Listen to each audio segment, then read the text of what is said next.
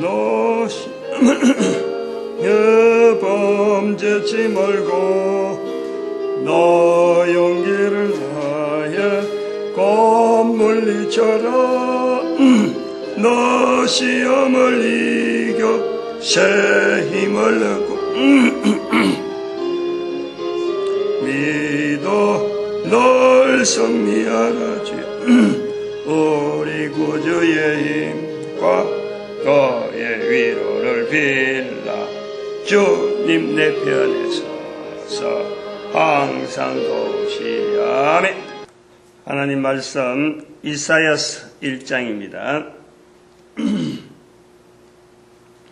이사야서 1장 1절에서 끝절까지 말씀 교독합니다. 1절 말씀 제가 먼저 받들어 봉독드립니다. 유다왕 우시아와 요담과 아하스와 히스기야 시대에 아모스의 아들 이사야가 유다와 예루살렘에 대하여 본 이상이라.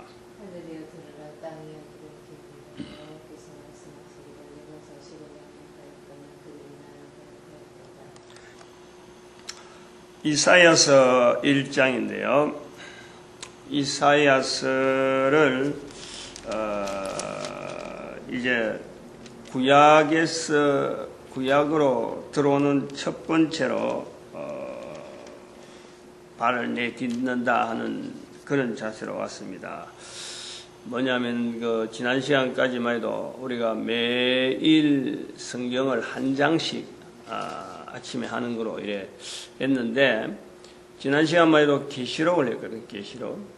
그러니까 신약의 계시록을 하고 구약에 들어오는데 선짓을 해야 되겠다 하는 마음을 오래전부터 갖고 있었어요. 그것도 몇 년 전이나 이런 건 아니고, 우리가 성경을 하루에 한 장씩 하게 되면은 3년이면 이게 한 바퀴 돕니다. 한 바퀴. 시편을 제외하고, 시편은 또 주일 저녁에 하니까. 그래서 신약을 끝나고 구약을, 또 구약의 한 부분 끝나면 신약을 이래 오던 이런 스타일이었는데, 이번에는 계시록을 끝나고 바로 선짓을 해야 되겠다 하는 이 생각을 가지는 거예요. 그런데 그렇게 가지는 것이 그냥 순서적으로 구약이 이사야서 앞에 끝났으니까, 앞에가 끝나고 이제 이사야서 순서가 되니까 왔다, 이게 아니고 의도적으로 요한계시록을 마치고 선짓을 해야 되겠다 하는 그런 자세를 가진 거예요. 그것은 좀 특별한 상황을 두고 있는 겁니다. 이 순서가 아니라는 거죠. 우리가 지금 현재 성경에 기록된 성경을 지금 현재 우리가 읽는 거예요.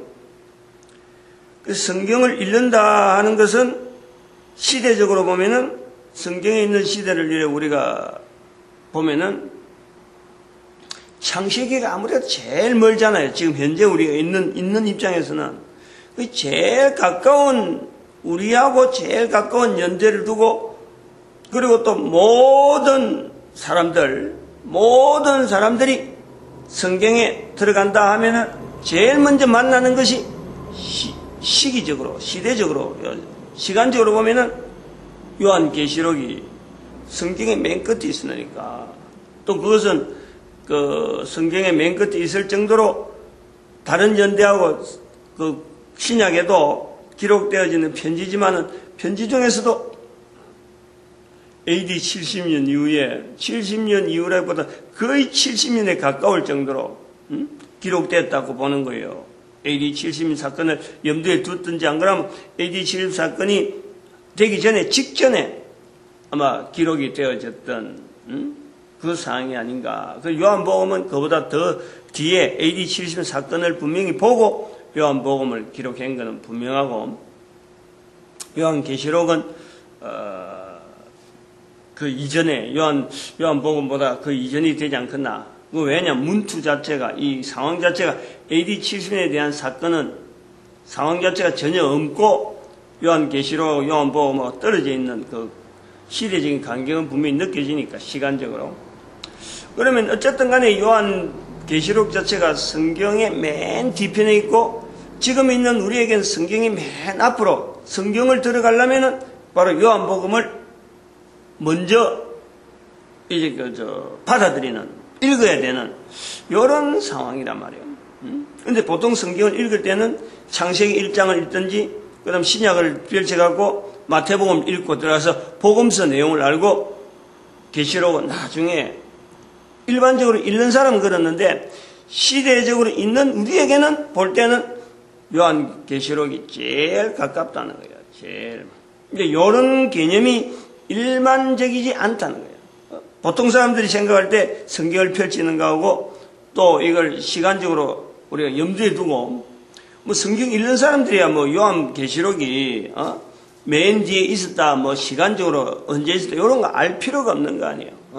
그냥 뭐 펼쳐보니까 성경이 뭔지 모르겠다 하면 읽어보자. 그건 구약부터 읽자. 그러면 창세기부터 나오고 신약부터 읽자 하면 마태복음이 나오는 이런 느낌으로 들어가는 거예요. 그런데 읽다 보면 성경이 맨 뒤에 있으니까 계시록이 맨 뒤에 있으니까 좀 해석도 힘들고 그래서 잘 안 읽게 되어지는, 그래서 요한계시록은 서먹서먹한 이런 형편이 되는 거예요. 그런데 여기서 제가 지금 말씀드린 건 성경을 바라보는 입장에서는 요한계시록이 제일 우리에게 가까운 그 성경이고, 그런데 그것 또한 그 내용 자체가 예수 그리스도의 계시인 거예요. 예수 그리스도의 계시.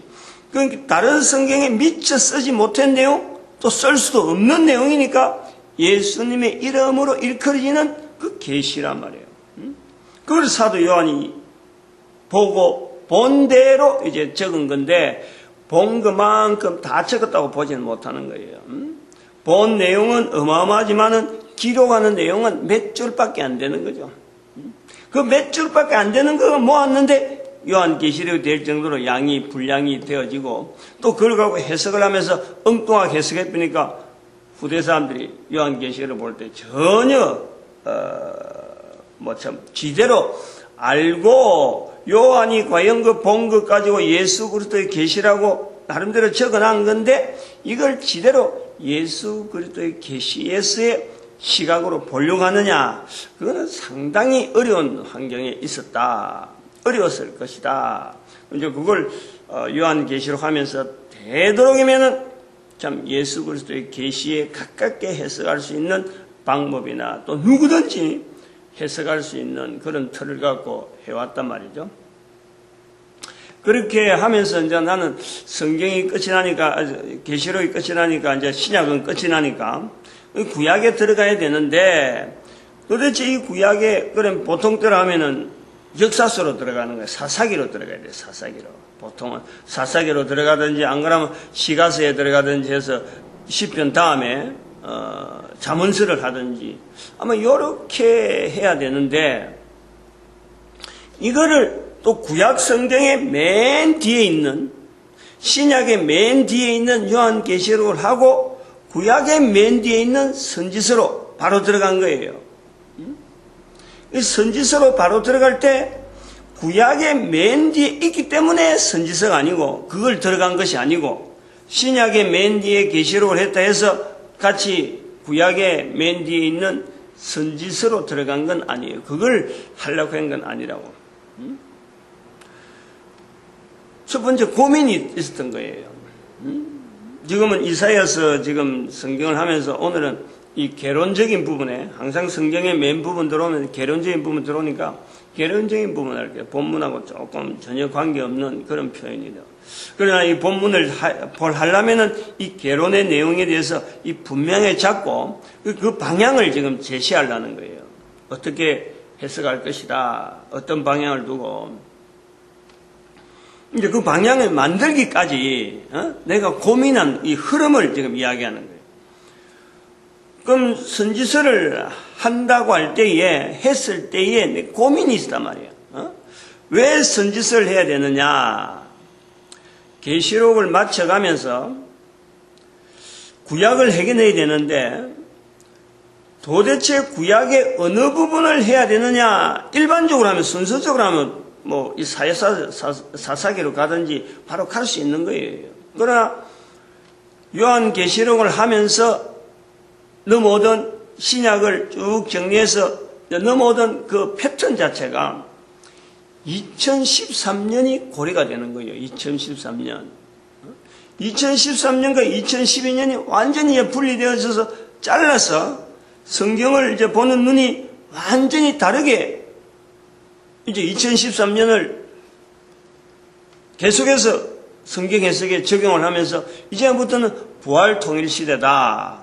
2012년은 은사 언약의 시대고 성경에서 없어진 성경의 기록이 안 되어진 2000년 자체를 2012년까지를 2000년을 성경의 사건으로 해석하려고 하는 그런 자세로 만들다 보니까 이런 시도는 어디 책에 보고 신학교에서 가르치고 이런 게 전혀 아니란 말이에요. 순전히 개인이 지금 이걸 헤쳐나가야 되고 그리고 기존의 신학에서 해석하던 틀이 있고 그 틀에 준해서 또 2012년까지 있는 이 사건을 되도록 그 틀 안에서의 범위에서 집어넣으려고 하는 그런 어떤 이미 배운 것이 몸에 배어 있고 성경 해석의 범위를 어느 정도 구조를 가지고 해야 된다 하고 훈련이 되어 있는데 그 틀 안에서 하다 보니까 신약 부분의 마지막 이제 마지막을 쭉 해오면서 2013년을 염두에 두다 보니까 기존의 신학의 어떤 배웠던 이런 그 해석하는 이런 틀 자체가 전혀 안 맞아간단 말이에요. 맞아갈 이유가 없는 거예요. 처음에는 이빨 맞추려고 이빨 하나 그러다가 이빨 깨진 게 나오고 그러다 나중에는 전혀 다른 맞물림이 되어지면서 전혀 해석이 불가능한 그런 형태로 넘어온 것을 느낀 거예요. 그래서 요한계시록도 어쨌든 간에 성경이라고 하는 이 속에 들어가 있다는 걸 통해서 신약 구약을 어떻게 하면 하나로 보느냐 그 전도서로 통으로 만드는 거고 그 전도서라는 걸 가지고 계시록을 어떻게 하든지 같은 반지름을 해서 울퉁불퉁하고 하지 않고 원통이 바른 반지름을 동일한 그 거리를 두서 해석하려고 하던 그 형태로 이제 예를 쓴 거예요. 그러다 보니까 이 구약에 들어갈 자리가 망망한 거예요, 사실은. 신약은 그때까지 넘어오는 것만 해도 지금 현재 있는 우리가 계시록 하는 데까지만 하더라도 제일 가까우니까 신약을 하면서 계시록을 해올 때마다 그래도 나름대로의 해석하는 이런 틀이 조금 바뀌더라도 제일 가까운 우리가 볼 때는 계시록부터 들어가니까 우리가 지금 시대 부활통일 시대는 지금부터 해석하는 이런 틀을 가지고 성경을 바라보자 하고는 해석을 해서 마쳤단 말이에요. 순서가 요한계시록 순서까지. 그런데 이제 구약에 들어가 보니까 망망한 거예요. 솔직히 어느 성경을 갖다 대도 이제는 성경 자체가 해석 자체가 적어도 신약은 가까운 시대니까 이런 표현을 해도 받아들일 정도가 되는데 구약은 어림도 없잖아요. 2013년이라고 하는 이 부활통일 시대에 모든 나라에 대한 이 개념으로 자꾸 확산되어 가는데 교회 다니는 사람만 성경 읽는 것이 아니고 모든 사람이 읽어야 되는 책으로 계시록이 제일 가까운 시대니까 그렇게 접근했는데 구약은 그렇게 하고 나가려고 하면은 이거는 구약은 엄연히 그 대상 자체를 이스라엘을 두고 이스라엘 백성을 두고 표현되어지는 표현 자체가 구약은 모든 나라가 아니란 말이야. 지금 우리가 지금 신약이나 시대를 지나서 성경을 읽어서 우리는 그래도 성경 안에 들어가면은 유대와 다른 주변 나라를 통해서 일어나는 여러 가지 현장을 우리가 보게 되는데 어느 정도 염두를 두고 있는 거예요. 중심은 유대인이고 중심에는 참 하나님의 택함 받은 어떤 이스라엘의 나라 그게 중심이 되면서 주변 상황하고 연결되어진 내용이 구약이란 말이에요. 철저하게. 그런데 신약에 들어가면은 바로 예수 그리스도로 말미암아 이 유대인들이 배척한 것이 있기 때문에 예수 그리스도 중심으로 나타나는 복음서 중심이요 전도자들 중심에서 예수 그리스도의 계시가 나타나는 그 사건이기 때문에 훨씬 우리가 읽기에 접근하기에 다시 말하면 모든 사람이 읽기에 한국의 목사가 이거는 우리에게 주어지는 말씀이다 하고 전하는 것도 어느 정도 이해가 되는 거예요. 어느 정도 받아들일 요소가 있다니. 그런데 구약은 그런 해석을 모든 사람의 시각으로 접근하기에는 이거는 너무너무 벽이 큰 거란 말이에요. 탁 크게 걸리는 거예요. 그래 옛날처럼 단순하게 순서에 의해서 신약 구약 하나님이 주신 성경이다. 우리가 이것도 믿으면 하나님이 영적인 이스라엘이라서 우리는 이 구약에 있는 사건을 지금 우리가 받아들일 때는 현재적으로는 일단 우리 자세를 영적인 이스라엘에 잡고 들어가는 거예요. 구약은. 그러면 영적인 이스라엘이라고 하는 사람이라고 하는 이 범위가 굉장히 좁은 거예요. 그 구약은 사람들이 잘 못 들어가는 거예요. 이 우리 책이 아니다는 거예요. 우리에게 하시는 말씀이 아니고 옛날에 이스라엘 백성들이 이런 환경에 살 때 저들에게 전해준 책이지 말씀한 내용이지 우리에게 전해준 내용이 아니다. 여기에서 2013년에 부활통일 시대를 가지고 모든 나라가 모든 백성들이 개인이 지금도 성경 모르는 사람들이 성경을 딱 읽으면서 이거는 내가 읽어야 될 책이다 할 수 있는 요소가 없다. 걸 수 있는 고리가 없다. 고리가. 그런 고민을 하면서 그나마 선지서가 있으니까 먼저 그런 식으로 눈을 뜬 거예요. 그나마 선지서가 있다. 선지서라는 것은 구약의 마지막이면서 또한 알고 보면은 선지라고 하는 이 환경이 선지서라고 하는 환경이 하나님에 대해서 제사제도를 어떤 틀을 만들어놨고 안 그러면 왕국이라고 하는 왕이라고 하는 어떤 이스라엘 나라가 있어가지고 그 나라 백성에게만 전하는 것이 아니고 선지라는 것은 하나님에 의해서 어떤 이렇게 인정을 받은 한 개인이 하나님 앞에 믿어야 될 나타내야 될 행동들을 하지 않는 상태 그럴 때 선지자가 나오는 거예요. 왕으로서 통치하는데 잘 통치되어 있으면 왕으로 끝나면 되는 거예요. 제사제도, 이스라엘의 제사제도는 아주 특별하니까 제사제도가 잘 시행되고 있는 것은 진행되어지면 그건 제사장만 있으면 되는 거예요.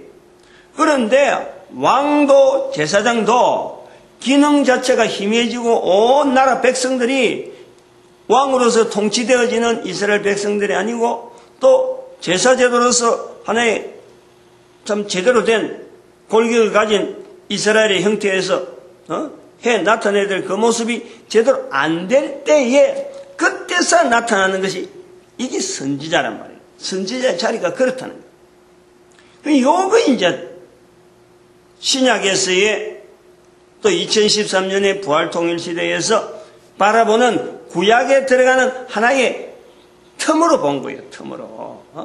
선지서는 그래도 이방인으로서 이스라엘 백성들이 아닌 사람으로서 들어갈 수 있는 성경을 읽어서 새벽에 이렇게 한 장 한 장 해석하기에 2013년으로 시각을 두고 있으면서도 들어갈 수 있는 어떤 부분이 있다. 이거는 이스라엘 역사서로 바로 들어갈 수도 없는 기고 우리가 역사서 앞에 있는 그리고 그 성문서를 가지고 있는 욥기나 시편이나 잠언 전도서 이런 데 바로 들어가기보다는 선지서가 그래도 낫다. 이런 고민을 하고 있었던 거예요. 그래서 선지서를 오랫동안 요 계시록 마치면 선지서로 가야지. 선지서로도 이게 보통 같으면 소선지서, 대선지서 이렇게 갈랐을 텐데 그냥 바로 전체를 대선지서, 소선지서 이런 구분 없이 그냥 통으로 선지서 전체를 겨냥하고 들어간 거예요.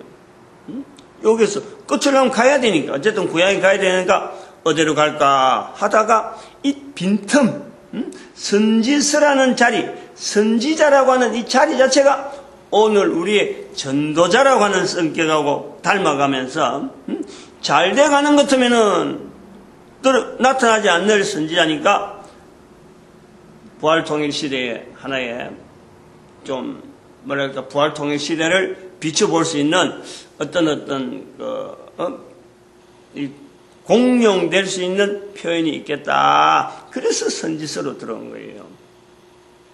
선지서로 하면서 요한의 일에 들어오는 거,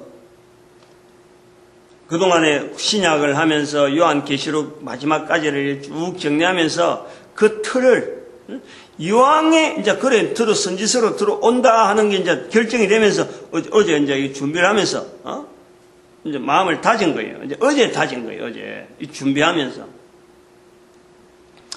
요한의 선지서를 들어가려면은 뭔가를 어떤 해석의 기준서 비슷하게 좀 딱 하나 제시를 하고 들어가야 되겠다.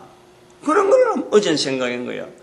하도 망망하니까 우리 이런 것이 2013년이라고 하는 이 구조를 분명히 인식을 해야 되는데, 이런 인식을 가지고 있으면서 해석에 뭐 다양하게 막 이리 튀고 저리 튀고 뭐 어떤 막 다양한 형태로 막 해석이 되어지면 이게 나중에 내 혼자서 그냥 뭐 하나의 시간 절긴 것밖에 안 되잖아요. 근데 이것이 후대 사람들에게도 나름대로의 하나의 그럴 만한 해석에 한 사람으로서 해석하는 한 사람으로서 그런 어떤 해석을 했다라는 것은 어떤 기준을 두고 했다.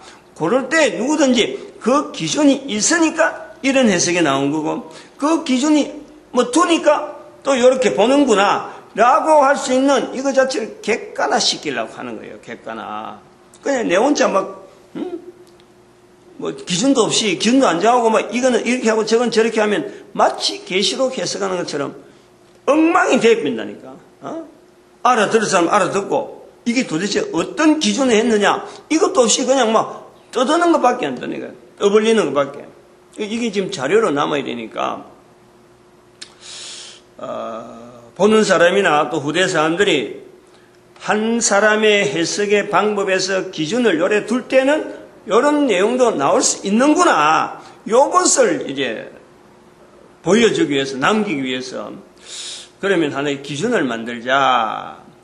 그렇게 하는 거예요. 지금 이사야서 들어가면서 지금 아침에 지금 긴 이야기를 하는 이유가 5가지의 기준을 제가 만들었어요.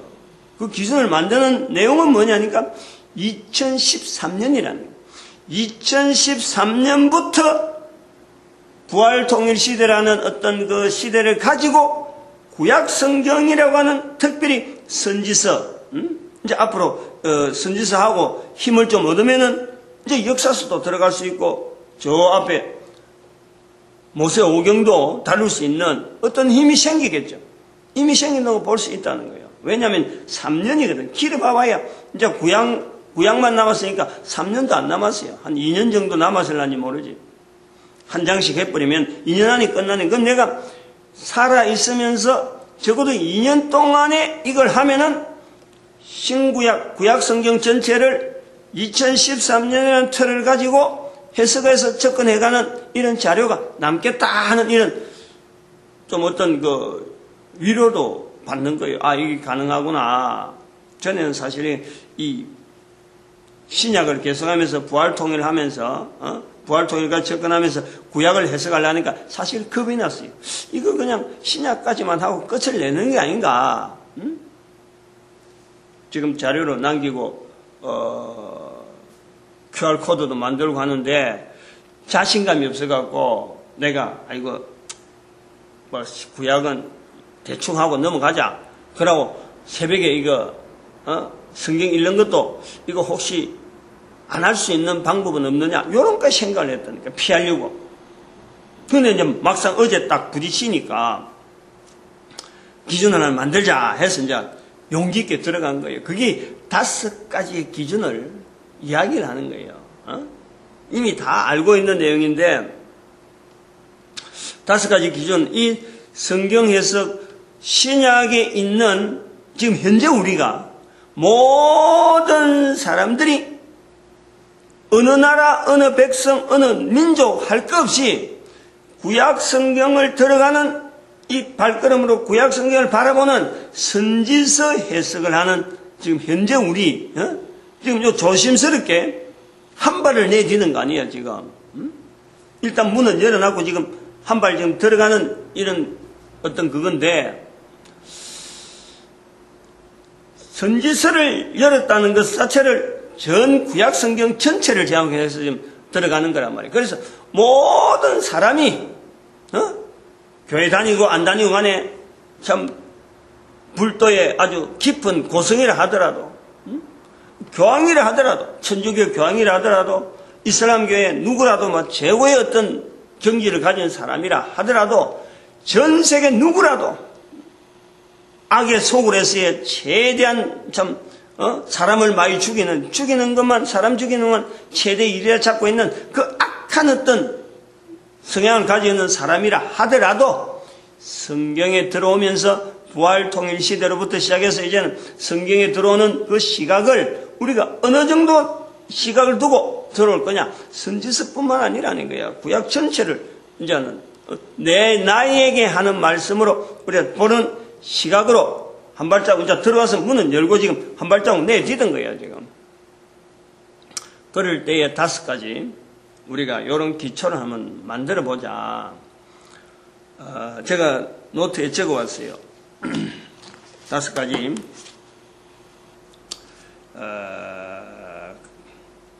첫 번째는 1945년 이스라엘의 회복을 염두에 둔 해석.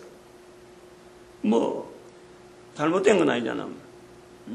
잘못 방향을 설정하고 있는 건 아니죠. 1945년 이미 지나간 거고, 그걸 우리는 2012년에 분명히 이스라엘 회복은 성경적인 사건이다 하고 반 거예요.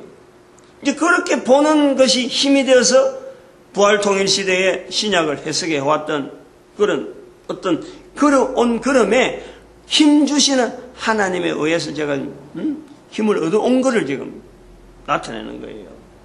이런 근거가 있으니까 그래도 이런 객관적인 어떤 해석의 틀을 보여줄 수 있는 거예요. 그는 두 번째, 이 모든 인류는 지금 현재 모든 인류라 그럴 적에 그냥 단순하게 모든 인류라고 그냥 통으로 잡아버리면요, 어쩌보면 이게 좀 객관성이 희박해요. 또 개인에게 향하는 이런 어떤 이 성경을 읽어야 되고 성경을 참 성경 속으로 들어와야 된다 하는 이런 그 자체에 대한 현재 내가 외친다, 개인이 모든 인류를 향해서 외친다 하면 너무 이긴 말이죠. 하냐말로 뭐 메아리밖에 안 되고 산울림밖에 안 돼. 대상이 없다는 거예요. 어떤 응답되어질 요소가 없다는 거예요. 그런데 그걸 하지 않고 국가 단위라, 국가 단위. 모든 인류를 국가 단위로 성경으로 초대한다. 그 말이에요. 일부러 이 말을 골란 거예요. 모든 사람이라고 해서 모든 사람이 성경을 읽어야 된다 하는 이 말을 국가 단위로, 즉 민족이 이 성경 안에 들어와야 될 자리가 있다 이거예요. 그렇게 이걸 보겠다. 민족 단위로, 국가 단위로, 개인 단위로 한 사람 한 사람 부른다 하면 너무 많으니까, 개인이 부를 수 있게 너무 많으니까 민족 단위로, 국가 단위로 하는 이 틀, 어떤 자기들이 지금 현재 존속해 있는 지금의 단체 행위를 할 수 있는 어떤 단위 나라, 단위 민족, 요거 자체를 두고 여기 들어올 수 있다 이거요. 한 사람 한 사람을 두고 일일이 이스라엘의 민족하고 이스라엘의 국가하고 역사하고 맞춰서 한다 하면 이거는 오히려 더 어려운 거예요. 그래서 이스라엘은 국가의 역사로만 알고 있었는데 이것이 이스라엘의 역사가 아니고 바로 우리 민족, 우리 국가 단위, 여기에서 지금 현재 우리가 적용해야 될, 참 어쩌면 그들이 하나님을 인정하든 인정하지 않든 간에 하나님을 인정하지 않더라도 우리 국가를 향한 어떤 표준서, 지침서 요렇게라도 들어올 수 있는 요런 어떤 시각으로 성경 자체 문을 넓히는 거예요. 모든 나라가, 모든 민족이 다 들어올 수 있는 이스라엘의 민족의 역사의 책만 아니라 이스라엘을 통해서 모든 민족을 향해서 나타낼 수 있는 이런 표현이 있다.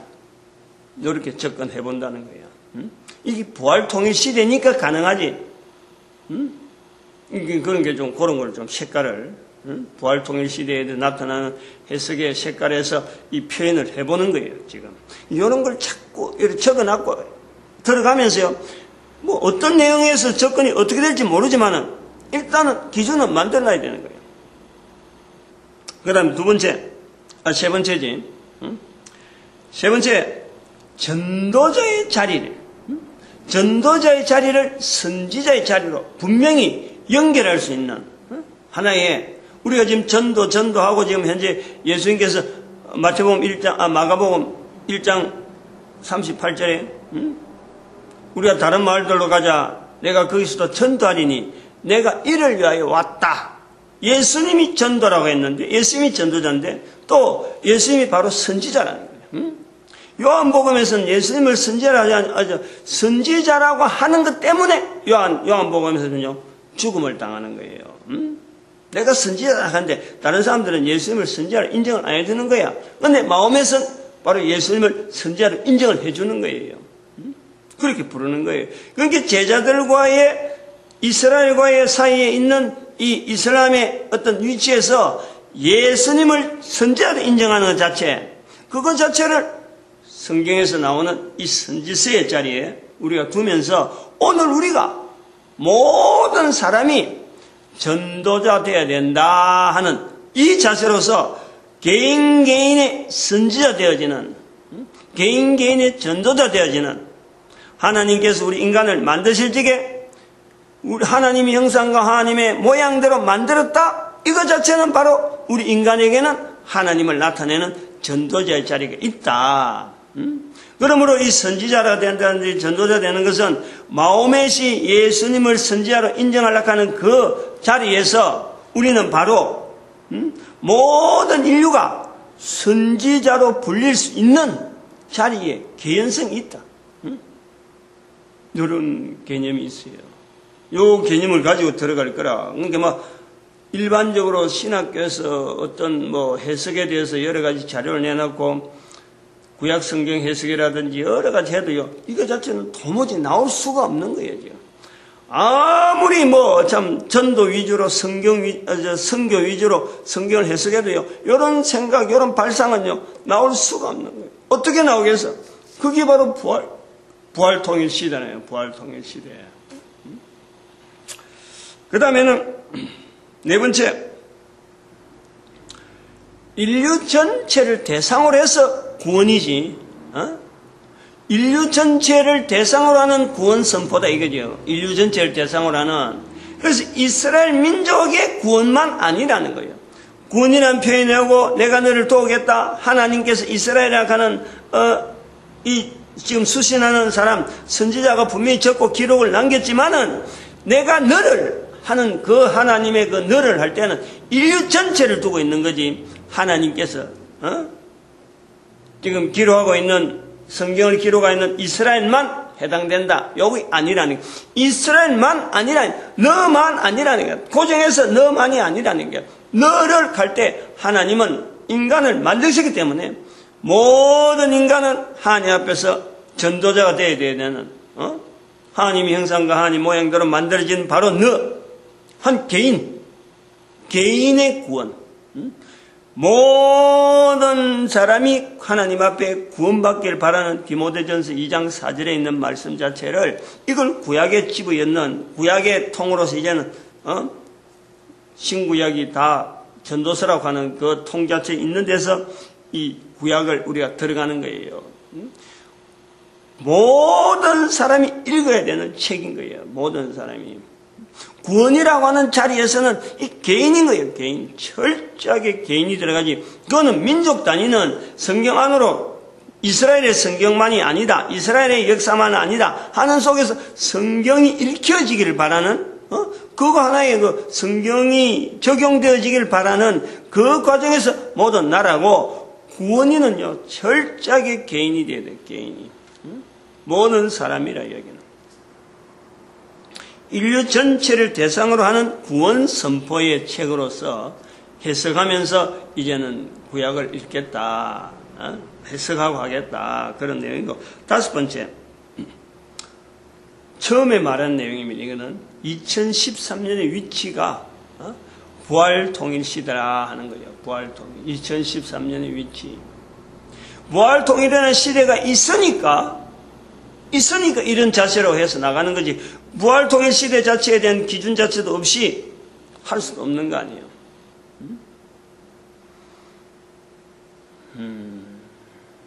처음 들으면은 망망할 거예요. 망망할 거라. 긴가민가 할 거예요. 그러나 2013년은 이 기준이 있기 때문에 가면 갈수록 이거 자체가 고전이 되는 거예요. 고전이. 지금은 아주 새파란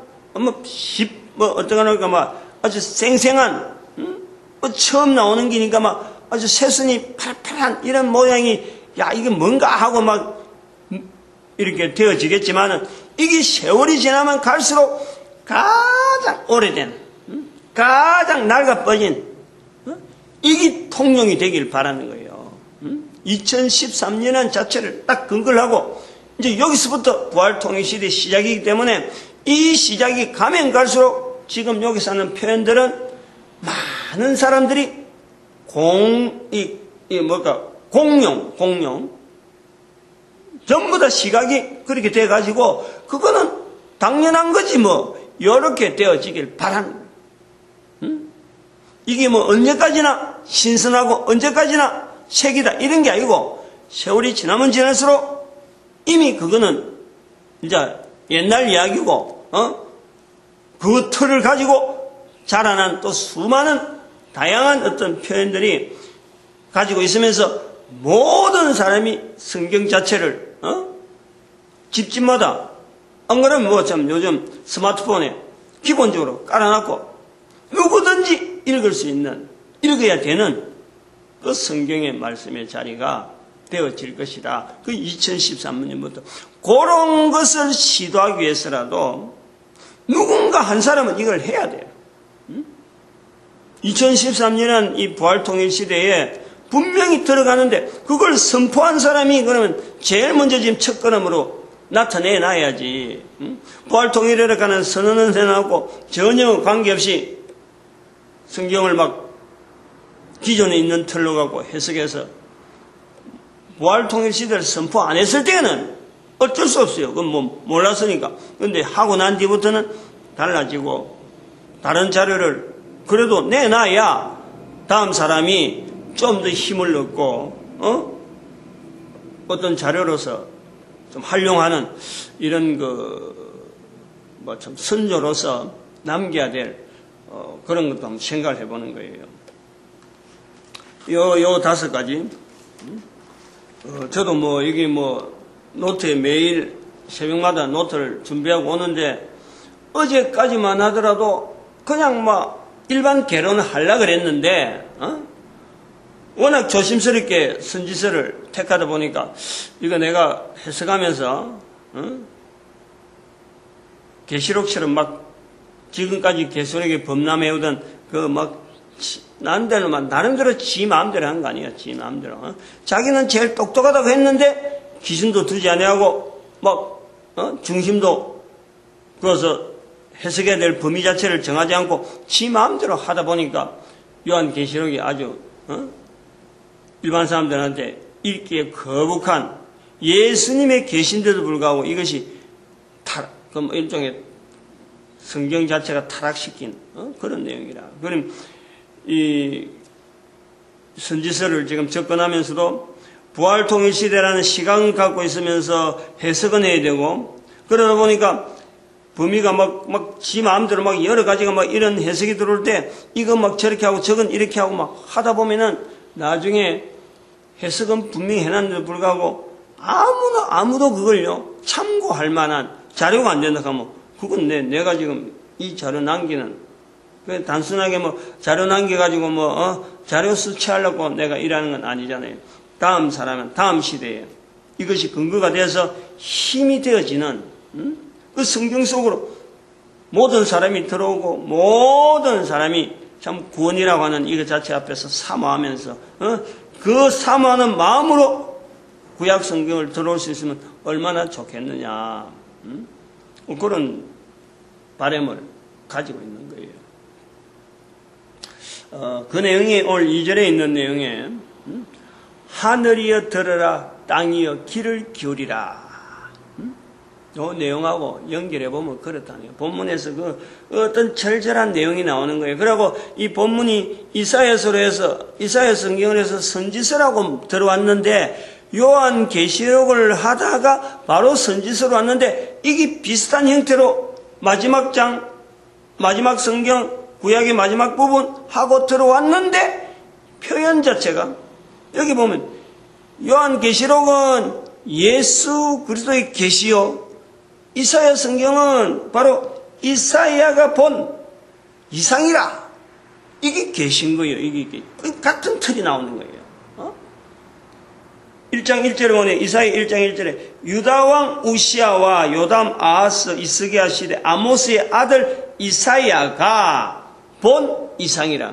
이사야가 본 이상이라는 거예요. 그러니까 계시록하고 너무 성격이 같은 거예요. 계시록에는 예수 그리스도의 계시를 사도 요한이 보고 기록한 거 아니에요. 적어라. 그 적어라 팬 걸 적는 거예요. 그 여기 이상이라 하는 이것도 계시라고 하는 신약의 계시나 구약의 이상이나 이게 단어가 달라서 그렇지. 내용은 똑같은 거란 말이에요. 그래서 이 성격이 선지자로서 계시록을 하고 선지자로 들어온 것이 연결되어지는 이 고리, 그 계속되어진다 하는 이런 느낌이 들기 때문에 선지서로 들어오는 것이 구약의 척근으로서 더듬더듬하고 들어왔는데 지대로 들어왔다. 지 주소 지대로 찾았다. 연결고리가 되는 대로 지금 보고 들어왔다 하는 그런 그 느낌은 있고 어떤 뭐 앞으로 어떻게 될지 모르지만 오늘 2절에 있는 대로 하늘이여 들으라 땅이여 귀를 기울이라. 예수 그리스도께서 요한계시록을 보여줄 적에 새 하늘과 새 땅에 대한 내용을 겨냥하면서 인간들이 알아들을 수 있는 그런 내용들로 표현한 거 아니에요. 그러니까 그것이 하늘이여 들으라 땅이여 귀를 기울이라 하는 거하고 똑같은 내용이다. 새 하늘과 새 땅이 처음 하늘과 처음 땅이 사라졌고 바다도 다시 있지 않더라. 마찬가지 말씀이라. 하늘이여 들으라 땅이여 귀를 기울이라.